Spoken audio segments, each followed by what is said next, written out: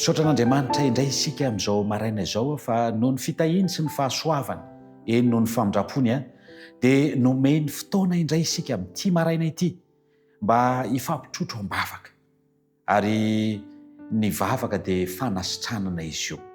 Hono ambaran'ny soratra masina ao amin'ny Jakoba hoe misy azo pahoriana ve eo aminareo. Zavatra mampahoriantsika dia maro karazany maro izay lalovantsika eo amin'ny fiainantsika ary anisan'izany ny aretina. Dia hoy ny tohany hoe aoka izy vavaka. Ny vavaka zany dia tena fanasitranana izy io ry rahalahy sy ranam-bavy malala isany. Ararintsika raha nonina vavaka ho amin'izany. Andeha hivavaka isika tompoko. Vavaka isika. Andriamanitra tomponay tsara sy masina izay any an-danitro, raisinao fifaliana indray ny miantso ny anaranao amin'izao maraina vaovao izao. Dia raina mandrakariva ary omembonahitra ianao ary irinay Andriamanitra ny fahasoavanao sy ny famindraponao ny famelan-keloka dia ho ataonao aminay tsiraray avy izay mandeha mahita izao vavaka izay asandratra sy tononona izao.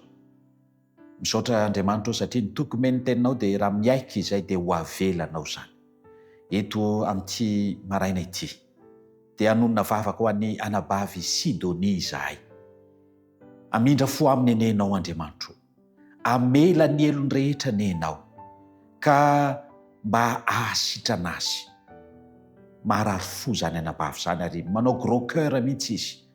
Andriamanitra tsisy zavatra izay tsy hainao atao ary noporofonao tamin'ny teninao zany fa na ny maty ary Andriamanitra natsanganao ho anazy fo mbola mitempo, mbola miaina kanefa mandalo aretina ao anatin'izany izy. Raha sitraka ho Andriamanitra, avelao ny elony ary sitrano zany aretina zany. Ny Andriamanitra izay ivavahanay dia Andriamanitra mpihainy vavaka ary mpamaly vavaka ary mitady mandrakariva izay mahasoa anay.